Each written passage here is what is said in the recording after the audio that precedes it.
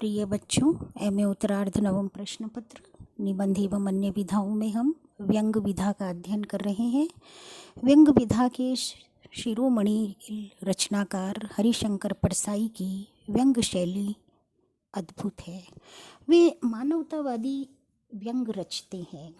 सरल वाक्य, सहज व्यंग और भाषा का बड़ा सूक्ष्म चित्रांकन जीवंत गतिशीलता के साथ साथ व्यंग को वांछित दिशा में वे ले जाती हैं। प्रसंगानुकूल विभिन्न रूप, भाव, भंगिमा में परिवर्तन व्यंग के उद्देश्य की पूर्ति तो करते ही हैं, साथ ही साथ पाठकों को चकित भी कर देते हैं। पाठक दांतों तले उंगली दबाता है। इतना पैना व्यंग, इतना अद्भुत व्यंग वे अपनी रचना से छोड़ जाते हैं। हमने अभी तक उनकी कई व्यंग रचनाएं पढ़ी और देखा कि उन्होंने सामाजिक प्रसंगों में, उन्होंने सांस्कृतिक प्रसंगों में, उन्होंने ऐतिहासिक पृष्ठभूमि पर और उन्होंने राज व्यवस्था की राजनीति और सियासती परिस्थितियों पर व्यंग रचे हैं। अब जो आज हम इनका पढ़ने जा रहे हैं, व्यंग निबंध पढ़ने जा रहे हैं, निंदा रस। वे क्या कहते हैं कि निंदा में विटामिन और प्रोटीन सी होता है, निंदा खून साफ करती है, मौसम कौन कुटिल खम कामी, यह संतों का विनय और आत्मस्वीकृति नहीं है, ये टॉनिक है। वह वास्तव में प्रोटीन खाता है कहकर व्यंग और प्रभाव पैदा करना व्यंग की सार्थक संप्रेषणीयता है। निंदक नियरे राखिए आंगन कुटी छवाए, जैसे कबीरदास जी ने भी कहा है कि निंदा व्यक्ति को परिमार्जित करती है, लेकिन निंदा का अपना स्तर होता है। निंदा की अपनी अभिव्यक्ति के आधार पर परिशोधन प्रवृत्ति भी होती है। तो इसी सारे संदर्भ में हम इनका पढ़ने जा रहे हैं, निंदा रस। कई महीने बाद आए थे। सुबह चाय पीकर अखबार देख रहा था कि तूफान की तरह वे कमरे में घुसे और साइक्लोन की तरह मुझे अपनी भुजाओं में जकड़ा। मुझे धृतराष्ट्र की भुजाओं में जकड़े भीम के पुतले की याद आ गई। यह धृतराष्ट्र की ही जकड़ थी। अंधे धृतराष्ट्र ने टटोलते हुए पूछा, कहाँ है भीम? आ बेटा, तुझे कलेजे से लगा लूँ। और जब भीम का पुतला उनकी पकड़ में आ गया तो उन्होंने प्राणपाती स्नेह से उसे जकड़ कर चूर कर डाला। ऐसे मौके पर हम अक्सर अपने पुतले को अंकवार में दे देते हैं। हम अलग खड़े देखते रहते हैं, कैसे, क्या मैं मिला, क्या मुझे उसने समेट कर कलेजे से लगा लिया? हरगिज़ नहीं।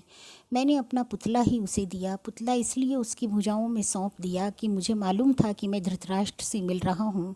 पिछली रात को एक मित्र ने बताया कि अपनी ससुराल आया है और अपनी ग के साथ बैठकर शाम को 2-3 घंटे तुम्हारी निंदा करता रहा। इस सूचना के बाद जब आज सवेरे वह मेरे गले लगा तो मैंने शरीर से अपने मन को चुपचाप खिसका दिया। शरीर से मन को खिसका दिया, केवल शरीर दिया उसने, मन आहत नहीं हुआ और शरीर पुतला मात्र है। और निस्नेह कटीली देह उसकी बाहों में छोड़ दी। भावना के अगर कांटे होते तो उसे मालूम होता कि नागफनी को कलेजे से लगाने चिपटाए है। छल का धृतराष्ट्र जब आलिंगन करे तो पुतला ही आगे बढ़ाना चाहिए। ये रेखांकित करिए, छल का धृतराष्ट्र जब आलिंगन करे तो पुतला ही बढ़ाना चाहिए। पर वह मेरा दोस्त अभिनय से पूरा है, उसके आंसू भर नहीं आए। बाकी मिलन के हर्षोल्लास के सब चिन्ह प्रकट हो रहे थे। बोला, अभी सुबह गाड़ी से उतरा और एकदम तुमसे मिलने चला आया, जैसे आत्मा का एक खंड दूसरे खंड से मिलने को आतुर रहता है। आते ही झूठ बोला, कमभक्त कल का आया है, यह मुझे मेरा मित्र बता गया था। इस झूठ में कोई प्रयोजन शायद उसका न रहा हो। कुछ लोग बड़े निर्दोष मिथ्यावादी होते हैं। वे आदतन प्रकृति की वशीभूत झूठ बोलते हैं। उनके मुख से निष्प्रयास निष्प्रयोजन झूठ ही निकलती है। मेरे एक रिश्तेदार ऐसे हैं, वे अगर बम्बई जा रहे हैं और उनसे पूछे तो वे कहेंगे कलकत्ता जा रहा हूँ। ठीक बात उनके मुंह से निकल ही नहीं सकती। कभी बड़ा निर्दोष, सहज, स्वाभाविक मिथ्यावादी है। वह बैठा, कब आए, कैसे हो वगैरह के बाद उसने ग की निंदा आरंभ कर दी। मनुष्य के लिए जो भी कर्म जघन्य है वे सब ग पर आरोपित करके उसने ऐसे गाढ़े काले तारकोल से उसकी तस्वीर खींची कि मैं यह सोच कर काँप उठा कि ऐसी ही काली तस्वीर मेरी ग के सामने इसने कल शाम को खींची होगी। ये देखिए, क और ग जिस तरह से इन्होंने नाम दिए हैं एक अद्भुत प्रभाव पैदा करता है। सुबह की बातचीत के इस एजेंडा में ग प्रमुख विषय था। फिर तो जिस परिचित की बात निकल आती उसी को 4-6 वाक्यों से धाराशायी करके वह बढ़ देता। अद्भुत है मेरा यह मित्र, उसके पास दोषों का कैटलॉग है। दोषों का कैटलॉग है, हर व्यक्ति में वो बुराई ढूंढता है, हर व्यक्ति की वो बुराई ढूंढ करता है। मैंने सोचा कि जब यह हर परिचित की निंदा कर रहा है तो क्यों न मैं लगे हाथ अपने विरोधियों की गत इसके हाथों करा लूँ। मैं अपने विरोधियों के का नाम लेता गया और वह उन्हें निंदा की तलवार से काटता चला गया। जैसे लकड़ी चीरने की आरा मशीन के नीचे मजदूर लकड़ी का लट्ठा खिसकाता जाता है और वह चिरता जाता है, वैसे ही मैंने विरोधियों के नाम एक एक कर खिसकाए और वह उन्हें काटता गया। फला चापलूस है, अमुक नंबर 1 व्यभिचारी है, अमुक अपनी औरत को अफसरों के यहाँ भेज कर तरक्की पाता है। कैसा आनंद था दुश्मनों को रणक्षेत्र में एक के बाद एक कटकर गिरते हुए देख कर। योद्धा को ऐसा ही सुख होता होगा। मेरे मन में गत रात्रि के उस निंदक मित्र के प्रति मैल नहीं रहा। दोनों एक हो गए। भेद तो रात्रि के अंधकार में ही मिटता है, दिन के उजाले में भेद स्पष्ट हो जाते हैं। निंदा का ऐसा ही भेद नाशक अंधेरा होता है।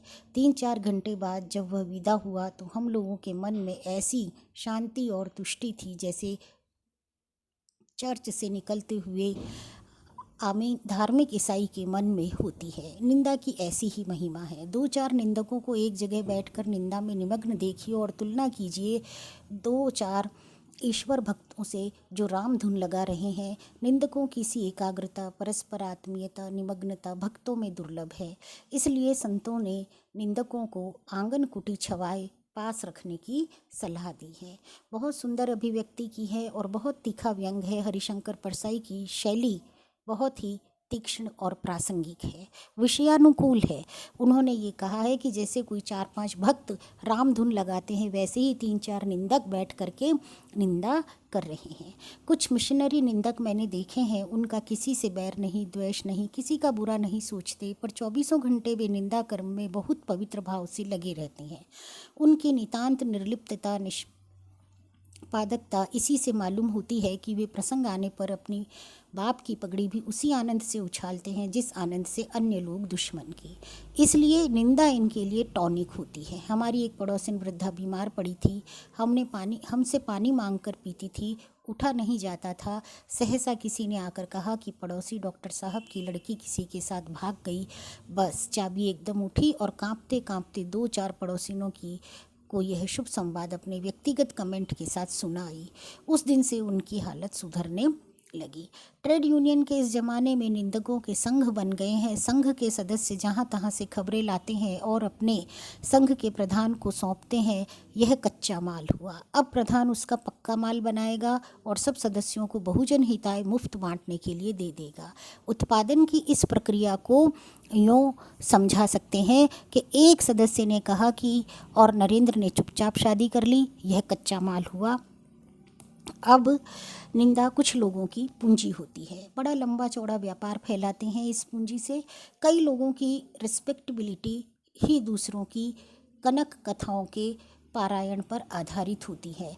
बड़े रस विभोर होकर भी जिस तिस की सत्य कल्पित कलंक कथा सुनाते हैं और स्वयं को पूर्ण संत समझने समझाने की तुष्टि का अनुभव करते हैं। आप इनके पास बैठिए और सुन लीजिए। बड़ा खराब जमाना आ गया। तुमने सुना फला और अमुक। अपने चरित्र पर आंख डालकर देखने की इन्हें फुर्सत नहीं होती। एक कहानी याद आ रही है। एक स्त्री किसी सहेली के पति की निंदा अपने पति से कर रही है। वह बड़ा उचक्का दगाबाज आदमी है, बेईमानों से पैसा कमाता है। कहती है कि मैं उस सहेली की जगह होती तो ऐसे पति को त्याग देती। तब उसका पति उसके सामने यह रहस्य खोलता है कि वह स्वयं बेईमानी से इतना पैसा कमाता है। सुनकर स्त्री स्तब्ध रह जाती है। क्या उसने पति को त्याग दिया? जी हाँ, वह दूसरे कमरे में चली गई। कभी कभी ऐसा भी होता है कि हम में जो करने की दास्ता क्षमता नहीं है वह यदि कोई करता है तो हमारे पिलपिले मुंह अहम को धक्का लगता है, हमने हीनता और ग्लानि आती है। तब हम उसकी निंदा करके उससे अपने को अच्छा समझकर तुष्ट होते हैं। उस मित्र की मुलाकात के करीब 10-12 घंटे बाद यह सब मन में आ रहा है। अब कुछ तटस्थ हो गया है। सुबह जब उसके साथ बैठा था तब मैं स्वयं निंदा के काला सागर में डूबता उतराता था, कलोल कर रहा था। बड़ा रस है इस निंदा में। सूरदास ने इसीलिए इसे निंदा सबद रसाल कहा है। तो कबीर ने भी, सूर ने भी इनकी उक्तियों के साथ और कई उदाहरणों के साथ हरिशंकर परसाई ने निंदा को टॉनिक माना है, निंदा को व्यापार माना है और निंदा को कुछ लोगों की पूंजी कहा है। और इस तरह से निंदा इन व्यक्तियों के लिए पूरे दिन का कारोबार होती है। यहाँ तक कि एक बहुत तीक्ष्ण व्यंग की एक बुढ़िया जो बीमार थी, अचानक ही ये पता चला कि किसी की लड़की डॉक्टर के साथ भागी और वो जाकर 4 घर में कहने गई तो उसकी तबीयत सुधरने लगी। तो ये एक मनोवैज्ञानिक स्थिति है और वह अपने आप को संतुष्ट और सुखद स्थिति में अनुभव करते हैं। उनकी अपनी हीनता और उनकी अपनी आत्मग्लानि उनको कचोटती है और तब कहीं से ये व्यंग पैदा होता है। तो हरिशंकर परसाई ने इस व्यंग निबंध में निंदा रस की क्या विशेषताएं बताई है, ये आपको थोड़ा सा ध्यान से देखना है और इसका सारांश आपको अपने शब्दों में लिखना है।